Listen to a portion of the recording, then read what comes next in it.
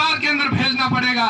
और हमारी नजर जहां पर पड़ गई, जिन माता और बहन पर पड़ गई, तो उन सबको हमारे हरम की शोभा बनाने के लिए भेजना पड़ेगा। कौन स्वाभिमानी यह सहन कर सकता है कि मेरे अपने ज्येष्ठ पुत्र को, सबसे बड़े पुत्र को, जो कि हमारी एक बड़ी भुजा होती है, हमारी भुजाएं होती है, हमारे बेटे, उनको गुलामी के तौर पर और मुजरा करने के लिए उस दिल्ली दरबार के अंदर भेज दें। कौन होगा कि अपनी प्रजा की कमाई हुई उस मेहनतकश मजदूरी को दिल्ली के दरबार के अंदर भेज दिया जाए? कौन चाहेगा अपनी अस्पत, अपनी माताओं को उस अत्याचारी और कुकर्मियों के दरबार के अंदर अपनी माताओं को भेज दें? कईयों ने तो अपनी माताएं बहनें भेज दी, क्योंकि महलों की विलासिता उनसे छोड़ी नहीं जा सकती थी। उन्होंने महल के सुख भोगे थे, इसलिए आमेर के भारमल ने सर्वप्रथम वैवाहिक संधि की। मैं किसी जाति विशेष पर दंश नहीं देना चाहता, लेकिन अपने इतिहास को जानना पड़ेगा। हमने कहां पर मात खाई विदेशियों से, यह हमको सोचना पड़ेगा, जानना पड़ेगा, आज की पीढ़ी को जानना पड़ेगा, अपने आने वाली पीढ़ियों को बताना पड़ेगा। हमने अपमानजनक वैवाहिक संधियां की, अपनी बेटियां उनको तक दे दी, लेकिन इतने में से इस राजपुताने के अंदर एक व्यक्ति था, वो था सिसोदिया राजवंश का महाराणा प्रताप, जो ये कह रहा था कि मुझे महल छोड़ने पड़ जाए, मुझे नंगों पैर चलना पड़ जाए, मैं भूखा रह जाऊंगा, लेकिन ऐसे अपमानजनक सौदे करने का मेरी फितरत नहीं है।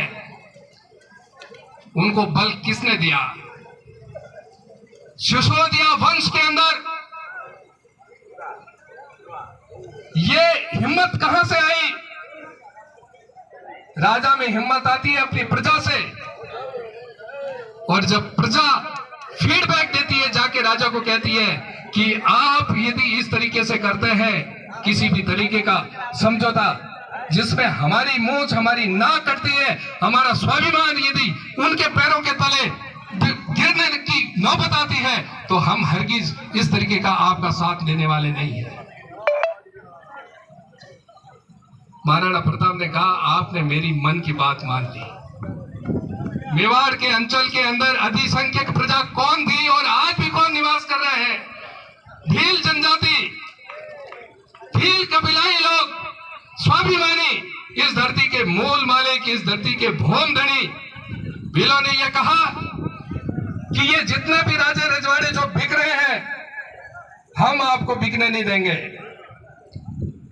तब उन्होंने कहा युद्ध लड़ना पड़ेगा।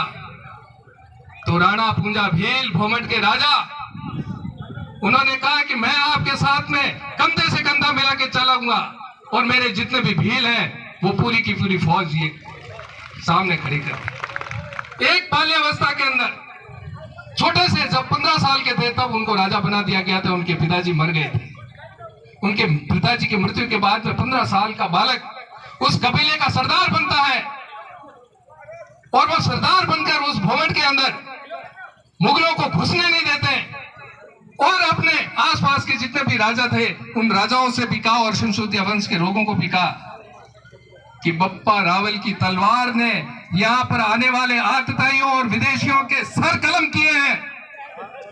उस तलवार को उठाइए, उसकी कसम है हम आपके साथ में हैं। हमारे पूर्वजों ने इस देश की रक्षा के लिए, इस जमीन की रक्षा के लिए, अपने धर्म और संस्कृति की रक्षा के लिए खून बहाया है, हम भी पीछे नहीं हटेंगे।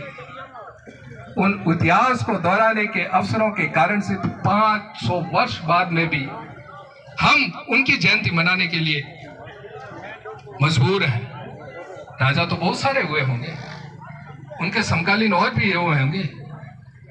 जोधपुर दरबार के एक भाई जिनको निर्वासित करके भगा दिया था, सिवाना की पहाड़ियों में आकर यहाँ पर उन्होंने शरण ली थी, उन्होंने साथ दिया। सिरोही के देवड़ा के सुल्तान ने साथ दिया, राणा पूंजा ने साथ दिया। ऐसे गिने चुने लोग ही थे जिन्होंने महाराणा प्रताप का साथ दिया और बदले में सिसोदिया राजवंश के उस चिन्ह के अंदर एक तरफ राणा प्रताप का चित्र है तो दूसरी तरफ राणा पूंजा भील यानी कि भीलों का प्रतीक चिन्ह है। आज भी मेवाड़ के राज चिन्ह के अंदर